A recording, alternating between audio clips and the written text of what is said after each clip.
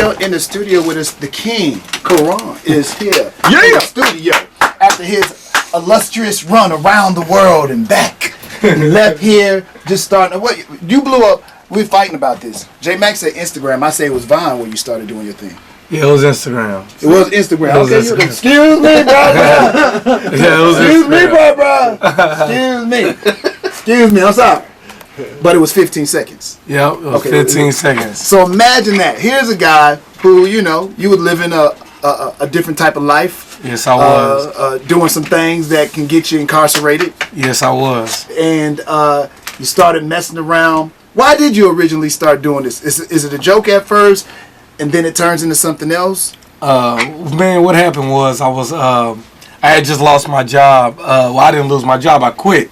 Because, you know, I had a bloody nose every morning. I was working with chemicals and stuff, and they just wasn't paying me. And I was like, man, look, I'm going to go home and regroup and see what I'm going to do. And while I was regrouping, Vine had came out, and it was originally Vine. So what happened was it was the NBA Finals. It was the Heat versus Spurs, and I'm a big LeBron fan. Right. So I would make videos just talking about Tim Duncan and his wife, and talking about Tony Parker, and talking about everybody, and, you know, just in fun, and how much I would do videos with Mary J. Blige, We've Been Too Strong for Too Long, and have my LeBron James jersey on when they lost the game, and stuff like that. And I end up getting followers. I end up getting like 500 and another 300, another 500. And like back then when it first started, people probably had 50 followers because there were people you knew. And out the blue, out of nowhere, I had 800. And people were like, dang, you know. And then right when that happened, you know, Instagram started with 15 seconds literally a month later. Right. You know how they do. They take people's swag, you know, just like they did with Snapchat. You know what I'm saying? So they did that, and I was like, okay, I'm jumping straight on Instagram. And then it was just playing around, man. First I was like, oh, man, I would do little funny videos and little sketches. Was it pressure while you kept doing it, or you were just having fun doing it? I was just really having fun, and I didn't think nothing of it. Like, I've always considered myself a good actor and entertainer, and I was just playing around, man. I was just like, all right, man, this is fun, you know. Shoot, the women follow me now, so this live. And then they see, I got 1,000. They see, I got 4,000 followers, and this is back before now. See, now it's so easy to get followers because it's way more people on Instagram. It's way more, you know, anything. Like, I mean, I see people all the time that I've never seen them You a one day of in the my pioneers. life. You would almost be called a pioneer of all this, getting people to follow you and becoming a celebrity off of social media. You definitely one. You would be one of the first ones. So I guess you would be called a pioneer. And when you originally started doing this, you ain't thinking that this is going to be an opportunity for you to parlay this into some kind of other success. At first, it's just really just fun for you. It was just fun for me because I was like, hey, man, I got all the followers, boy. I got 14,000. This is back. See, now 14,000, you know, anybody can have 14,000. This is back when, I mean, people were 4,000 or 5,000, and the famous people were just cracking 1 million, maybe 800,000. Right. You know, and things like that. So, and then it just all changed, man. Meek Mill ended up posting a video, and I ended up going from like 20K to like 60 in like a day. And then I was like, wait, hold up. Now this may change a little bit. When did this become, okay, now this has become an opportunity for me to actually get paid and do something that I like to do? When did that happen? Well, I remember my birthday was coming up. I had probably did it for like 6 months. And then out the blue, I remember I got a call. I got an email from somebody in New York, a girl named Snaps. You know, we real cool still to this day. She said, I want to book you to have your birthday in New York. And I'm like, huh?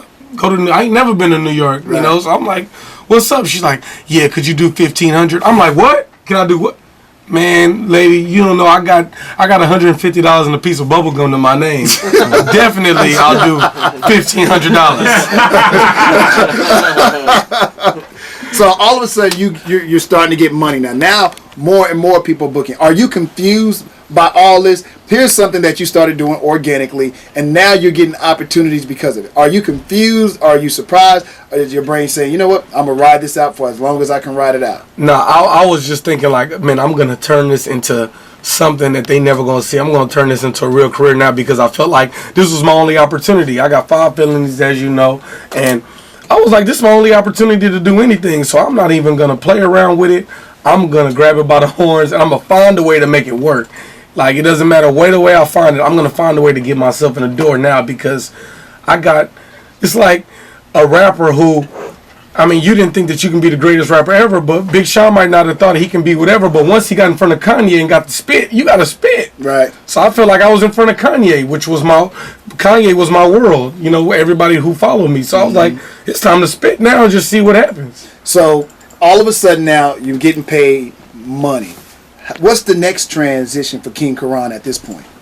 Well, where you know that it's gotten like, this is really getting crazy out of control. My life is really changing. Well, when did I think, when you said...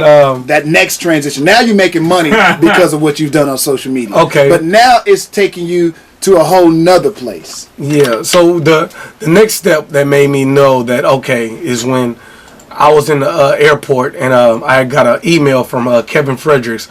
And Kevin Fredericks, you know, he works at All Dev Digital, and said, man, they hired me and they asked me as a digital company, they asked me, you know, about Russell Simmons, and they asked me, who do I think is out of all these comedians, out of all these social media comedians, who do I think is the most talented and has the most star potential qualities? And I said, they gave me a list of 5 people, and I mean, said I can bring 5 people, and I said, I only want 1, and then it was me. And so I'm like, okay, cool. And then he's like, so I want you to come to LA and I want you to live in LA. And I'm like, man, you playing. He like, Russell wants you too. I show Russell Simmons your stuff and he thinks you're the next big star. He knows a star and he says you're a star. And he called me with Russell on 3-way. And then Russell just, hey, how you doing, man? How you doing? That's how Russell Simmons. And I'm like,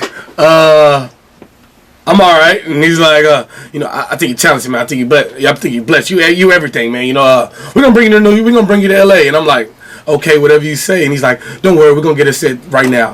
And then an hour later, I got a flight itinerary from United to go to Los Angeles in 4 days with a hotel stay of a week.